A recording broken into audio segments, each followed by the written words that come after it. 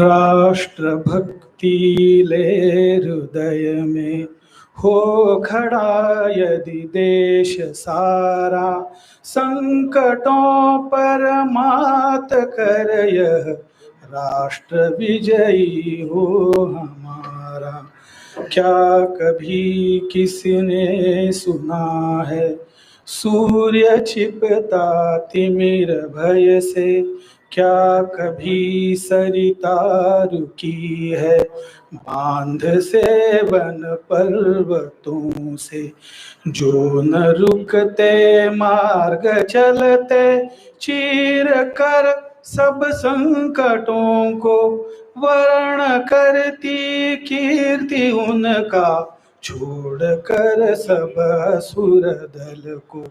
ध्येय मंदिर के पथिक को कंटकों का ही सहारा, संकटों पर मात कर यह राष्ट्र विजयी हो हमारा। राष्ट्रभक्ति ले हृदय में हो खड़ा यदि देश सारा, संकटों पर मात कर यह राष्ट्र विजयी हो हमारा। राष्ट्र विजयी हो हमारा।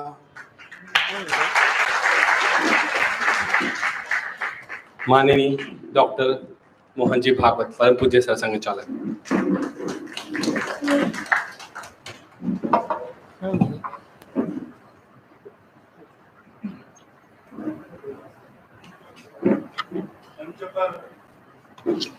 मंच पर उपस्थित सभी मान्यवर, आयुर्वेद व्यासपीठ के सभी कार्यकर्ता बंधु भगिनीगण, उपस्थित माननीय अधिकारी गण, नागरिक सज्जन, माता भगिनी,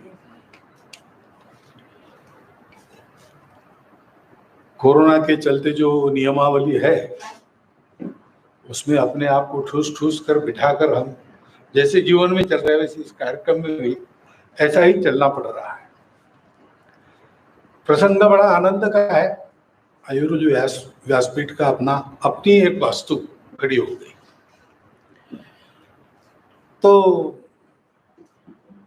एक संगठन के यात्रा में एक पड़ाव हमने प्राप्त किया आगे बढ़ने के लिए, इसलिए आनंद भी है।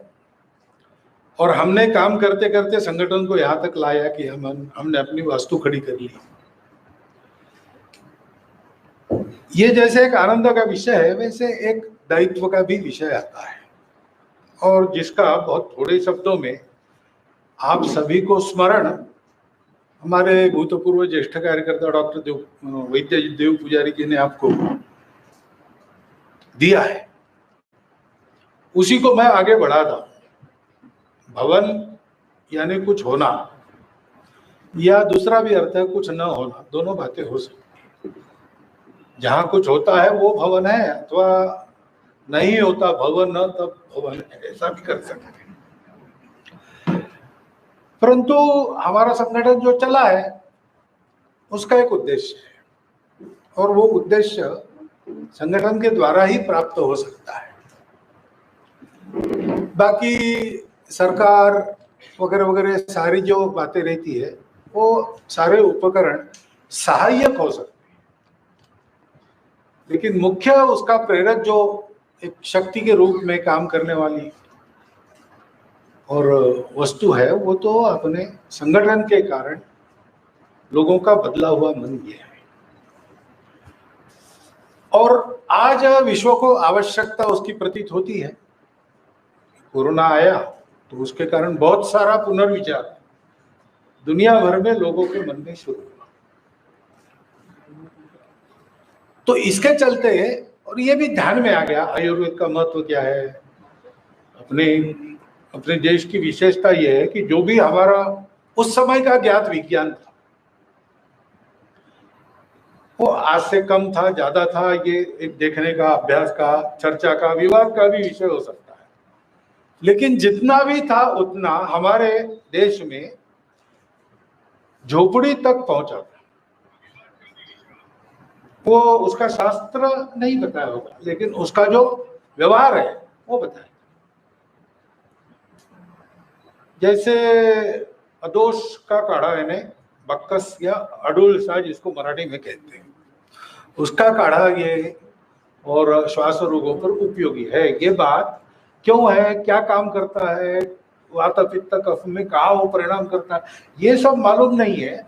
लेकिन माताजी को घर में या दादी को मालूम है कि उसका काढ़ा बना के पिलाया तो सांस रोग ठीक हो जाते हैं, अस्थमा और पेशेंट का अस्थमा बंद हो जाता है। तो व्यवहार मालूम है। ऐसा हमने जितना विज्ञान हमको उस समय ज्ञात था उतना उसको पहुंचाया था। हमारे नित्य कर्म का अंग वो विज्ञान यानी साइंटिफिक बिहेवियर ऐसा कहते हैं। तो वो आज के साइंस के संदर्भ में वैसा तो नहीं है, और जहाँ प्रगत विज्ञान है वहां भी नहीं है। लेकिन हमारे यहाँ जितना भी हमारा विज्ञान था उस समय उतना ही बाकी रहे और कुछ ना रहे, ऐसा मैं नहीं कह रहा हूँ। उस समय जितना हमारे पास था वो हमारे आचरण में आया। तो पैर धो के अंदर आओ। कोरोना आने के कई हजार साल पहले हमारे यहाँ ये आदत लगाई गई। ऐसी कई छोटी छोटी बातें आई। ये क्यों आया है, इसके लिए कोई संगठन बना, उसने काम किया। उस समय संगठनों के नाम देना, उनके भवन बनाने की बातें नहीं थी। लेकिन आज भी हम देखते हैं कि अब उनका ज्ञान भी कुछ लुप्त तो हुआ होगा, पता नहीं। लेकिन जिनको हम घुमंतु जमात कहते हैं, नोमैडिक ट्राइब्स, ये सब लोग कौन है? उन्होंने अपने जीवनोपयोग में एक एक विधा को पकड़कर उसके जन जन तक प्रचार प्रसार के लिए घुमंतु होना स्वीकार किया। इसलिए व्रतस्थ हो गए। आज उनकी जाति बन गई, वो ज्ञान लुप्त हो गया, उनको हम भी भूल गए, वो भी अपने पूर्वजों को शायद भूल गए, और इसलिए जो हालत है सो है। लेकिन कितना परिश्रम किया होगा उस समय के लोगों ने, हमारे ऋषि मुनियों ने और हमारे सामान्य लोग। आयुर्वेद के लिए, क्योंकि उसको विश्व में उसकी आवश्यकता मानी जाती है, तो उसको सारे विश्व में इस प्रकार प्रचारित प्रसारित करते हुए सबको निरामय बनाने के लिए ऐसे व्रतस्थ प्रयासों की आवश्यकता है। और ये दूसरे कोई नहीं कर सकते। जिन्होंने आयुर्वेद को सीखा है आज, उनके करने से ही होगा। बाकी भी लोग कर सकते हैं, लेकिन जिन्होंने आयुर्वेद सीखा है वो करेंगे तो परिणाम होगा। तो शुद्ध आयुर्वेद की चिकित्सा करना वगैरह वगैरह सारी बात है। लेकिन और एक बात है, आयुर्वेद अपना बहुत प्राचीन शास्त्र है, उसका एक अपना शास्त्र है। जैसे एलोपैथी का अपना एक शास्त्र है, आयुर्वेद का भी अपना एक शास्त्र है, उसके अनुसार वो चिकित्सा करता है। देखा ही जाता है एलोपैथी में कई रोगों पर इलाज नहीं जो आयुर्वेद में है। ऐसा भी देखा जाता है कि कई बातें और फट से ठीक करने का सामर्थ्य एलोपैथी का भी है। ये गलतफहमी है कि आयुर्वेद हमेशा देर लगाता है परिणाम लाने में, ऐसा नहीं है। वो औषध योजना पर निर्भर करता है, तुरंत इलाज भी वहां होता है, एक्यूट बीमारियों का भी होता है। परंतु एकदम तात्कालिक उपाय वो करना। अभी प्रवास से उतरा आज दोपहर, अगर तुरंत आना पड़ता है, गाड़ी आधा ही घंटा लेट हुई, ज्यादा लेट होती, शायद यहाँ तुरंत आना पड़ता, तो मैं स्नान नहीं करता, मैं मुंह धो के बाल बना के आ जाता। तो लगता नहीं किसी को, अगर तिलक लगा लूं तो स्नान हुआ है क्या आपका, ऐसा कोई पूछेगा नहीं, मान लेंगे लोग। ये भी करना पड़ता है ना कभी कभी, उसका उपाय, ऐसे उपाय एलोपैथी में भी है। नहीं पूरा ठीक से स्नान स्वच्छता शुचिर्भूत होकर पूजा ध्यान वगैरह सब करके आओ, इतना ही फर्क है। लेकिन पैथियों का अहंकार ये आदान प्रदान नहीं होने देता, वो ज्ञान को छुपा के रखने के लिए बाध्य करता है जनता को।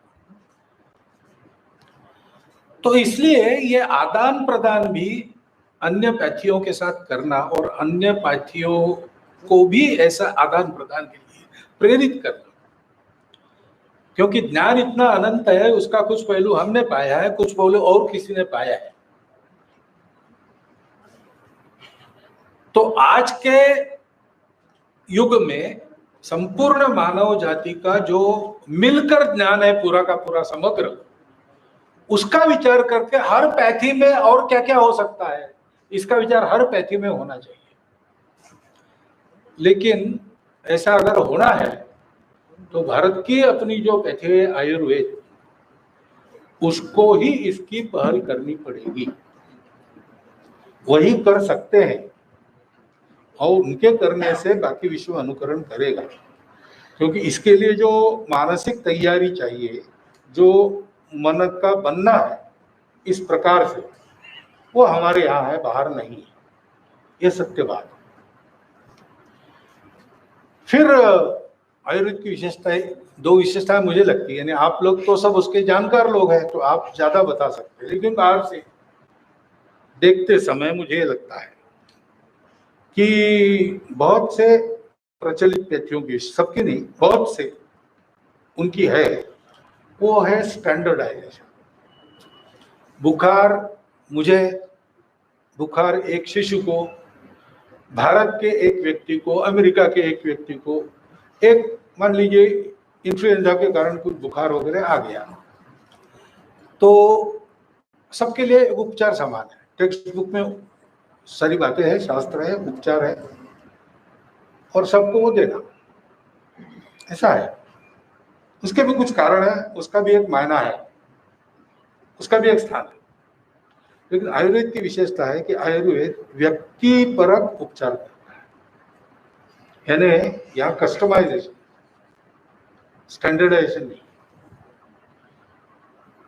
औषधियों का भी विचार ऐसे ही होता है कि मैं चंद्रपुर का रहने वाला हूँ, वहाँ पला बड़ा हूँ, मेरा शरीर और वहाँ के और सारे वायुमंडल से बना है, वहाँ की मिट्टी से बना है, तो हो सकता है कि कुछ बातें मुझे वहीं के वनस्पतियों की लागू पड़ेगी।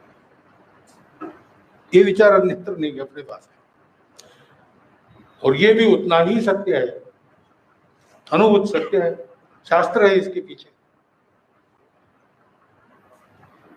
दूसरी बात है कि आयुर्वेद ये प्राथमिक चिकित्सा और दूसरी प्राइमरी और सेकेंडरी केयर जिसको बोलते हैं, इसमें बहुत कम खर्चे में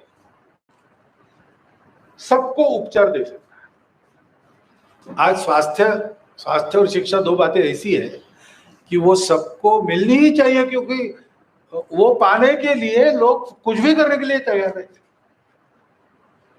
हैं। दुर्भाग्य है, कहीं कहीं सरकारी अस्पतालों पर विश्वास रहता नहीं।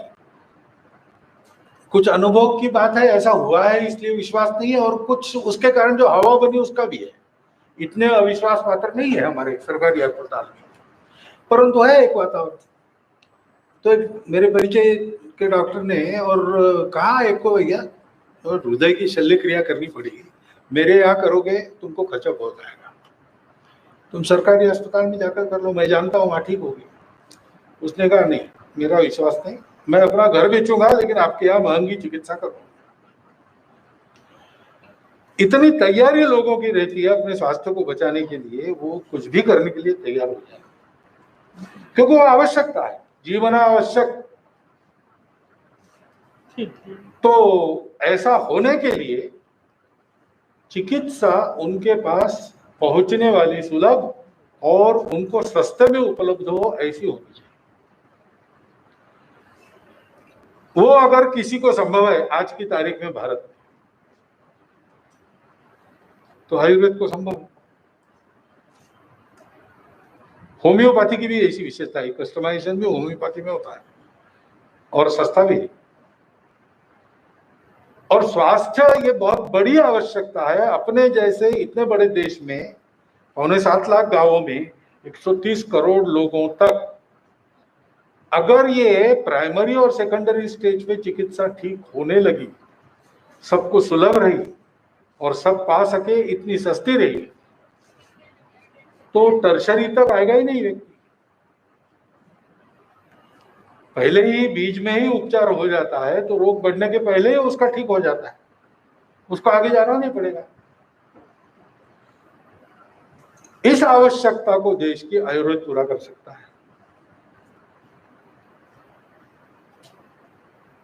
ये कुछ विशेषताएं आयुर्वेद की है, इसलिए मैंने जो कहा व्रतस्थ प्रयास, ऐसा होके, अब व्रतस्थ यानी कैसा होता है, तो हमारे यहाँ बहुत पहले ऐसी व्यवस्था थी कि 10-5 गांवों को मिलकर एक वैद्य होता था, परंपरागत वैद्य उनके घरों में रहते,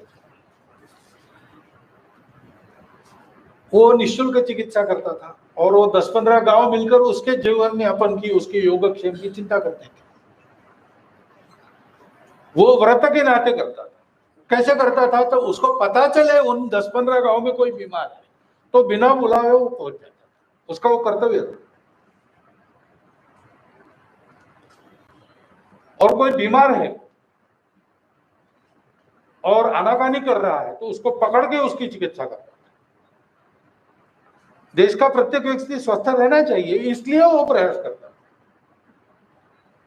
अब अभी समय तो बदल गया है, जो मैं कहता हूं कि देश काल परिस्थिति बदली है तो कुछ हमको भी उसके साथ बदलना चाहिए, उसमें ये भी बातें कुछ आती है।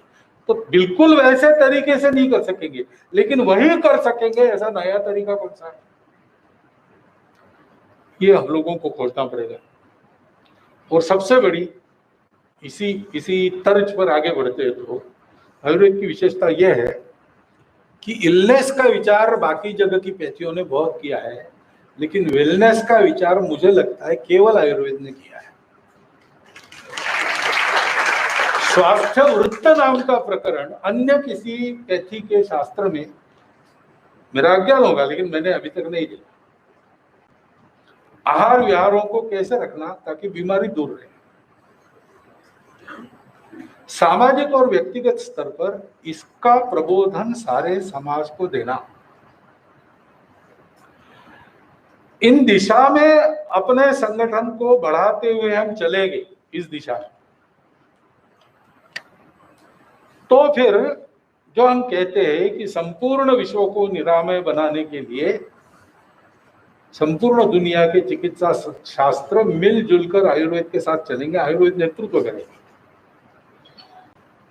हमारी आकांक्षा जीतने की नहीं रहती कभी भी, वी आर नॉट कॉन्करर्स, हम परिवर्तन लाते हैं, हम सबको उस परिवर्तन यात्रा में अपने साथ जोड़ लेते हैं, ये हमारा स्वभाव रहा। इसलिए मैंने कहा कि ये हम ही कर सकते और कोई नहीं कर सकता, भारत के वैद्य कर सकते, ये करना चाहिए।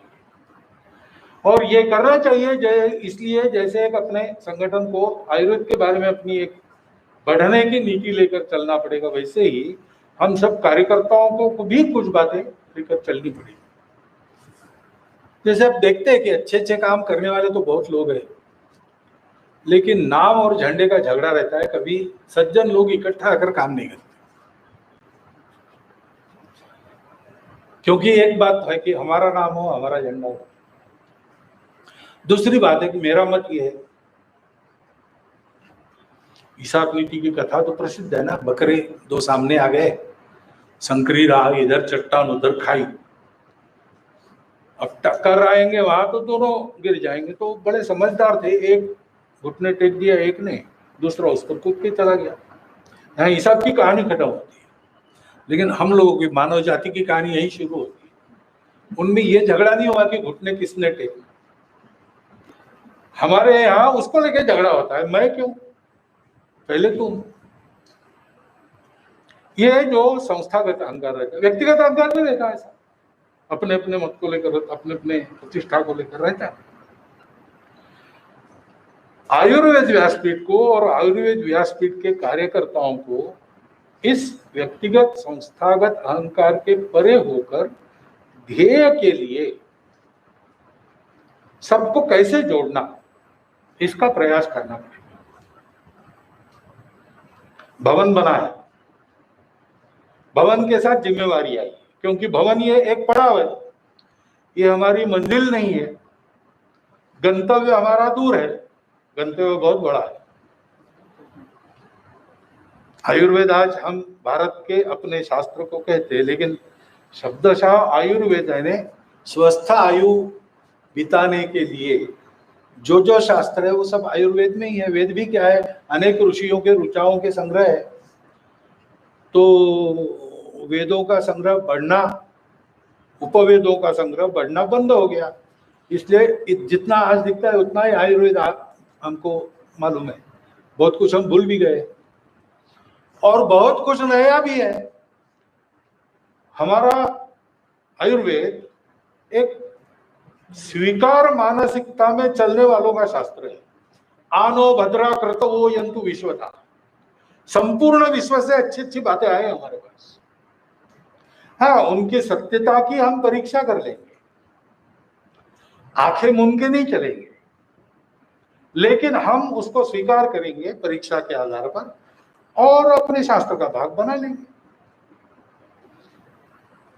कफ वात पित्त एक हमारा आधार है, उसके आधार पर जो जो खरा उतरता है वो उसका आधार लिए बिना भी खरा उतर रहा है, तो उसको यहाँ कैसे स्पष्ट करना अपने शास्त्र के आधार पर, ये भी हम सोचें। ऐसा हमको इसको आगे ले जाना पड़ेगा और आगे ले जाने के लिए व्रतस्थ प्रयास करने पड़ेंगे। तो व्रत ये रहेगा कि संपूर्ण विश्व की निरामयता के लिए संस्थागत व्यक्तिगत अहंकारों के परे कैसे हुआ जा सकता है और कार्य को आगे बढ़ाया जा सकता है, इसकी पहल करते हुए हम सारी दुनिया को साथ जोड़कर लेके चले जाएंगे। पहले वो भारत में करना पड़ेगा और आयुर्वेद की इस दृष्टि को कि वेलनेस की चिंता करो, इलनेस की थोड़ी करनी पड़ेगी। और प्रत्येक का जो स्वास्थ्य है वो उसका अपना स्वास्थ्य है, उसकी अपनी प्रकृति है, उसको बनाने वाले सारे कारक अलग अलग है, प्रत्येक व्यक्ति के पृष्ठभूमि अलग है, और इसलिए औषध योजना भी उस व्यक्ति का विचार करके सोचनी चाहिए। और तीसरी बात है कि सारी चिकित्सा जिनके लिए है उनको स्वस्थ और सुलभ होनी चाहिए, स्वस्थ और सुलभ, सस्ती और सुलभ होनी चाहिए। इन बातों को लेकर हम चले तो फिर नई बातों को भी हम जोड़ सकेंगे, उसमें ध्यान रखना पड़ेगा। कुछ नई बातें ऐसी है आज जो दिखती है हमको कि वो है, वो सत्य है और उसको हमको लेना पड़ेगा। लेते समय अंग्रेजी में जिसको एडाप्शन कहते हैं वो करना पड़ेगा। एक वो प्लग लगाने के लिए एडाप्टर होता है ना, अलग अलग प्रकार है, जो हमारा प्रकार उससे मिलता नहीं तो बीच में एक उपकरण रहता है वो एडाप्टर। ऐसे हमको एडाप्ट करके बातों को कुछ स्वीकार करना पड़ेगा। देश काल परिस्थिति बदलती है, मनुष्य का ज्ञान भी बदलता है, ऐसी बातें आती हैं। कुछ बातें फैशन के मारे चल तो पड़ी है और आप लोगों को कहेंगे कि ऐसा करो तो वो हंसेंगे, आपकी बात उसमें चल नहीं रही है, लेकिन वो सत्य है। थोड़ा आपको धैर्यपूर्वक लोगों को समझाना पड़ेगा। तो देशी गाय के दूध के बारे में और भी देशी गाय के बाकी सब पंचगव्य के बारे में, और एक समय था बहुत पुराना है, 10 साल 15 साल पहले इसकी बातें करते तो लोग हंसते थे, लेकिन आज उसके रिसर्च पेटेंट्स वगैरह सारा बन रहा है और प्रचलन में भी आ रहा है। धीरे धीरे लोकमानस बदलता है और जो चल रहा है उसमें जो सत्य है उसको स्वीकार करता है। ऐसी भी कुछ बातें हैं, उस पर प्रयोग करने पड़ते हैं। और कुछ बातें ऐसी है कि जो विभिन्न कारणों के लिए असत्य कुछ दिन चलते रहता है। अब ऐसे ऐसे होता है दुनिया में, मालूम है हम सबको कि काल्पनिक बीमारियां भी हो जाती है और काल्पनिक दवाइयां खपे इसलिए उनका प्रचार किया जाता है, या अपना प्रोडक्ट खपे इसलिए किस प्रकार का एडवर्टाइजमेंट होता है। एक प्रकार की अंधश्रद्धा है वो कि साबुन लगाने से क्रिकेट मैच जीतता है, ऐसा चलता है। हम देखते टीवी पर कई ऐसी आती है। उसके कारण कुछ बातें वो बैद्यनाथ का लाल दंत मंजन वगैरह भी पर्याप्त, या विको वगैरह भी पर्याप्त परिणामकारक है, लेकिन देहात का आदमी जाकर कोलगेट ही मांगेगा। कोई भी टूथपेस्ट उसके लिए कोलगेट है, कोलगेट बैठी है एडवर्टाइज के कारण। ऐसे कुछ बातें चलती, उनको हमको सिरे से नकार कर आगे बढ़ना पड़ेगा। कोलगेट को नकार नहीं कर रहा है, वो स्वदेशी विदेशी का एक प्रश्न है, उसका विचार करके वो ऐसा कहते हैं। औषधि के नाते उसमें भी कुछ गुण होंगे, लेकिन वही एक है ऐसा नहीं। इसको ध्यान में रखकर जो नया हमारे सामने है उसमें सत्य असत्य की परीक्षा करके प्रमाण के साथ जो खरी उतरती है उसको स्वीकार करके उसको आत्मसात करके आगे बढ़ाना, ये भी करना पड़ेगा। तो ऐसी कुछ बातें मेरे मन में आती है और ये समय भी हो गया है, तो इसलिए यही मेरे 4 शब्द समाप्त करता हूँ। लेकिन करने के पहले आप सबको हार्दिक शुभकामनाएं देता हूँ और एक सूचना दे देता हूँ कि वो जो मेरे परिचय और बाद में वो गौरव काव्य में जो जो है उसको आप अतिशयोक्ति अलंकार का उत्तम उदाहरण के नाते देखिए।